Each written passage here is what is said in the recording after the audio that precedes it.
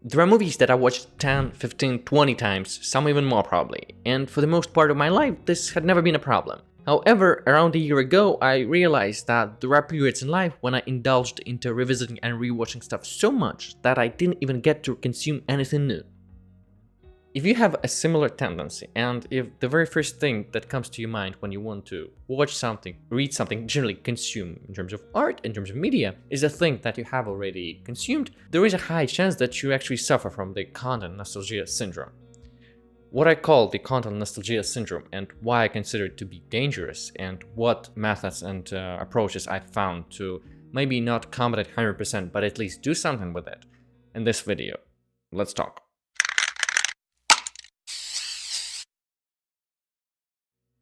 In this video, I'm not going to speak from the elevated position such that you are the stupid people who suffer from the lack of discipline, from the lack of routine, etc. No, I am suffering from this thing.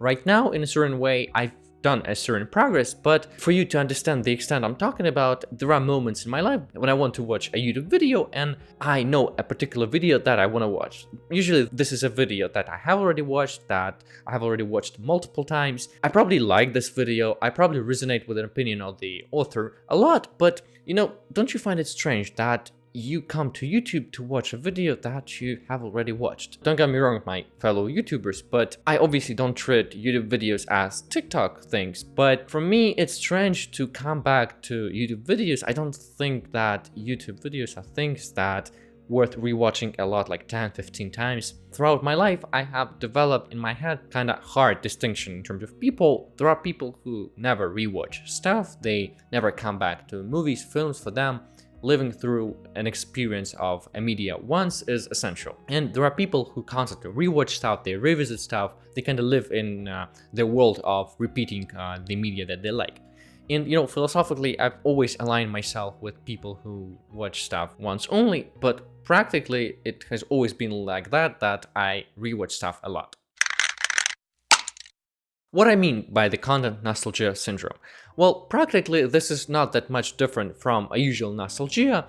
Essentially, this is about living in the past, being in the bubble, being in the comfort zone of the familiar, of the good old known content that is good, that you know that is going to bring you the joy, the positive emotions. Honestly, I look at this thing as a state of being trapped, of not actually moving forward, as not consuming something new, as not experiencing the new emotions. And a huge and a strong sign of it is if in a choice between rewatching something and watching something new, you choose rewatching again. And here I need to share my personal opinion about nostalgia, because generally I look at nostalgia through a negative lens, because I generally see it as an approach and an attempt to live in the past, not to move forward with the world. And for my personal opinion, nostalgia is sweet, however, it prevents you actually to move forward, because you become trapped in past things and past events.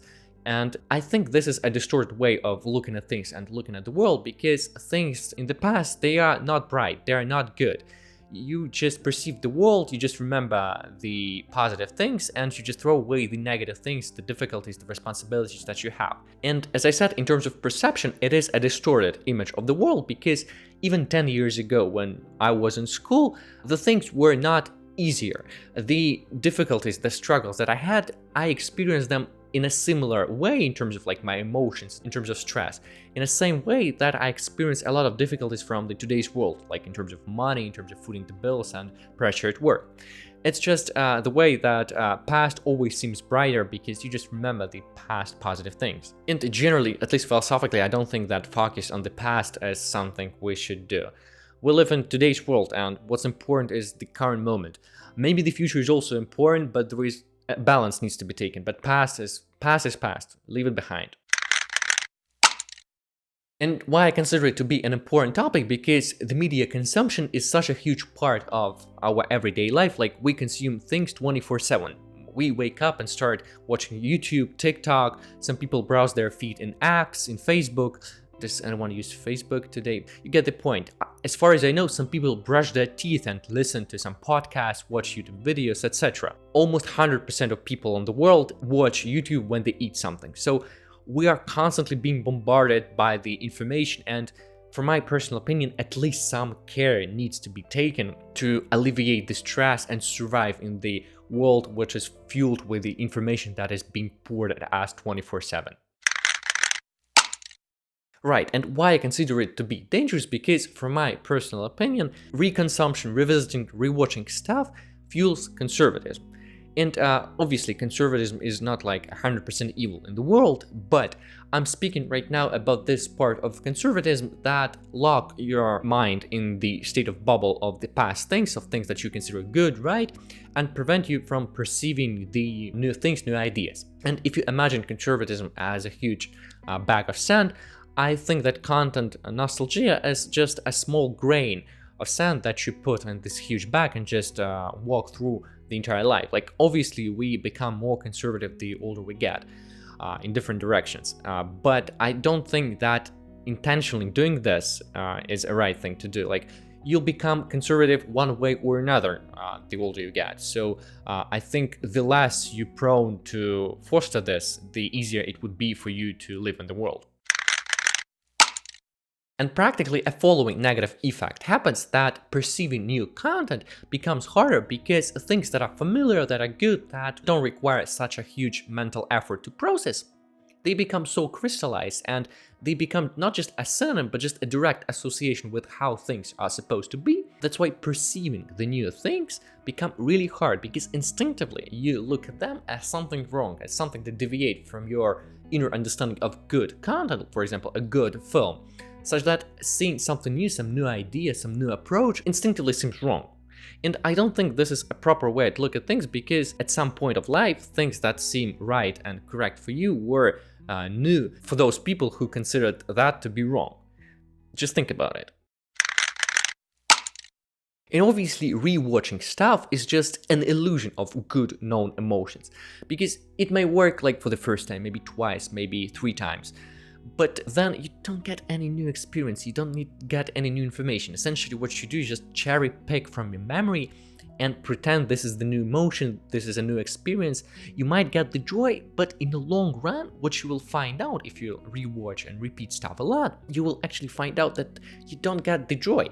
And you probably will get even more disappointed in probably in your life and actually in the content that you rewatch.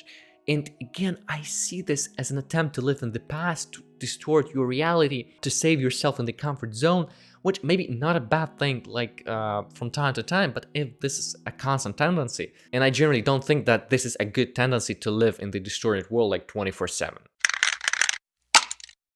But unfortunately, in the long run, you will feel sloppy, and things, because of the lack of the emotions, will seem so repetitive, so gray, so mundane, because there are no emotions. It will seem as if nothing happening.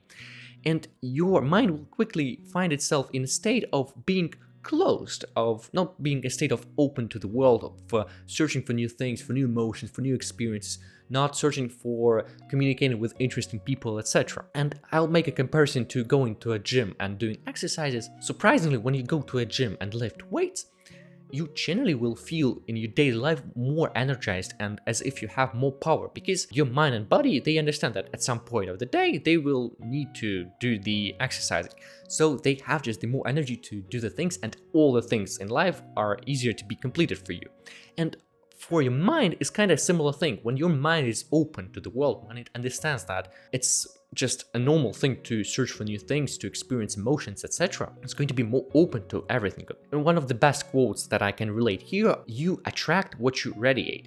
If you radiate the state of being open to the world, of state of open-mindedness, and if you are constantly searching for new things, new experiences, if you have a hobby, if life is generally interesting for you, you will actually attract the interesting life, the interesting people, the new emotions, etc. If you're closed, if nothing interests you, if you rewatch stuff, if you are constantly in the state when everything is familiar, is known, when you are only consuming things that you have already consumed, you will constantly be in a state of repetitive things, and nothing will happen to the life, or at least it will seem like this. And I'm saying about this because I have experienced this firsthand, because I had a period on my life when I was completely not consuming the new things. Because of the external stress, because of some pressure, some difficulties, I got in my comfort zone and indulged into rewatching, rereading stuff because it seemed as a place where everything is familiar, it's known, I feel the comfort, I don't need to make a mental effort. But at some point I found that in the long run, I felt actually even worse. And obviously not the content consumption was the direct reason for my state of sloppiness, but it was significantly contributing to it. And yeah, I need to make a note here that I am speaking about these things because they're personally important for me. I see my life as a huge adventure. It is important for me to get the new experience, to get the new emotions, to learn new things, to communicate with interesting people, see new things, travel around the world, etc. I see my life as a path that I want to go and have new things. I mean, if you have different priorities and things, like, you may close this video. I mean, don't close this video, but if you have different priorities, that's fine. I'm just speaking about things that are important for me. And since I'm naming some particular media genres of consumption, films and books, I think a champ in conservative consumption is music. Because, let's face it, when we want to listen to some music, usually the first thing that comes to mind is listening to your good old known music that you really like. I think that it rarely comes to your mind that, I need to listen to some new music, I want to do this right now. I really understand how hard it is to listen to new music, and unfortunately, the entire world of music works like that, and the streaming platforms, Spotify, Apple Music, they, for the most part, benefit from presenting us the known music or at least the similar music. And yeah, I know there is a system of recommendations, but for my personal opinion, it should have been more exposed, it should have been more active. Ideally, I would like to see a musical YouTube. Not the YouTube music, just a main page where the 99% of the presented content is new, is something that you haven't experienced. But I highly doubt we'll have something like that. And you probably know people in their 40s, 50s, 60s who listen to the very same music that they listened to 30 years ago. And I mean, it's just obvious that the taste in music is being developed in our probably teenage years, maybe in youth. But people develop their playlists and listen to the very same music. So try to listen to some new music, even if your playlist is full of music from like 30 years ago. There are some good tracks and artists that you're gonna like. Please listen to the new music.